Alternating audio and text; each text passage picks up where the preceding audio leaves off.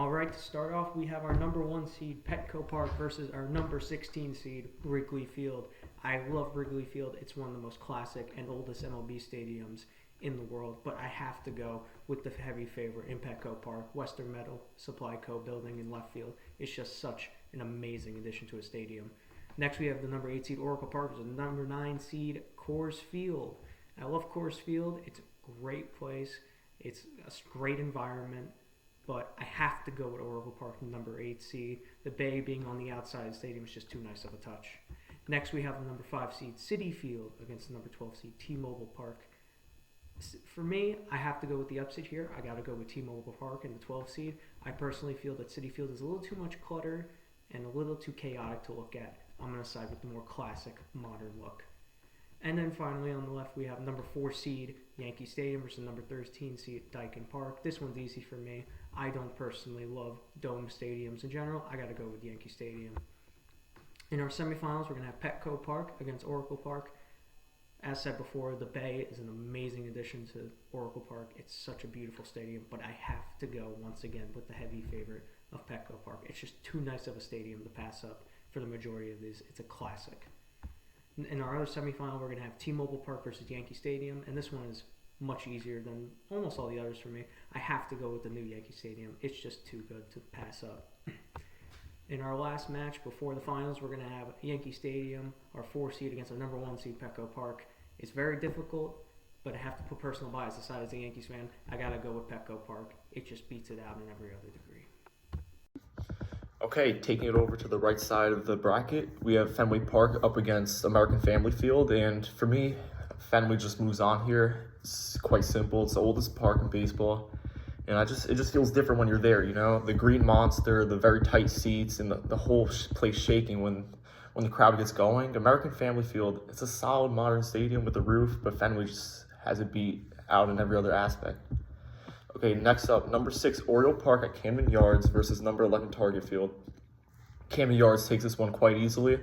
Like the warehouse in right field, the brick design, it's just too hard to ignore. It just looks exactly like what a baseball stadium should look like. Target Field, it's pretty nice and actually pretty underrated as a stadium, but Camden Yards, like it really smashed the modern retro ballpark trend out of the park, like no pun intended. And it's just kind of hard to beat. Next up, number 7, PNC Park versus number 10, Great American Ballpark. I really like this matchup, you know, because PNC Park is very highly rated by people due to this background, the bridge, but I think Great American Ballpark actually sneaks out the upset here. The stadium sits right on the Ohio River, and which makes it like have very good views, and the place is very small, so it's built for offense, so a lot of times you just see home runs flying out of there. PNC, although it's really good, I think Cincinnati just pulls off a little Cinderella moment here. Lastly, on the right side of the bracket, we have number 2, Citizens Bank Park versus number 15, Progressive Field. And Citizens Bank Park takes this pretty comfortably. Phillies fans are some of the loudest in baseball, and the atmosphere here, especially during big games, is unreal, very hard to beat. Progressive's a good stadium and all, and Cleveland fans do show up, but the energy in Philly just gives Citizens Bank Park the edge here. So now in the quarterfinals, we have Fenway Park versus Camden Yards. And here is the big upset. Camden Yards knocks off Fenway. Fenway is legendary, no doubt about it, but Camden Yards is just a perfect blend of old school baseball and modern stadium design. Especially the view of the warehouse in the downtown area of Baltimore. You can't beat it. It gives Baltimore and Camden Yards that little extra push that advances it into the next round. And now, Great American Ballpark for Citizens Bank Park.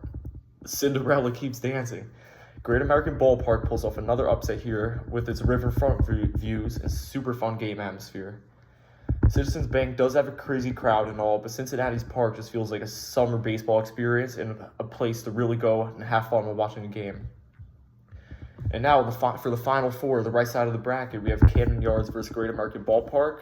And the Cinderella run for Great American finally ends here. Camden Yards is just too iconic to take it down twice in a row. There's the warehouse backdrop, the view of Baltimore is just, it's too much for Great American Ballpark, and it's overwhelming. Baltimore punches its ticket to the championship. And now in the final, we have Petco Park on the left side of the bracket versus Oriole Park at Camden Yards. In the final, I actually have Camden Yards beating out Petco Park to take the championship. Petco Park is incredible. It has great weather in San Diego, the beautiful setting, and like it's a very nice modern park while also having that historic old feel. But Camden Yards is just on another level historically. It changed stadium design when it first opened and still timeless with that modern retro design. So it cuts down the nets. It's the best ballpark in baseball.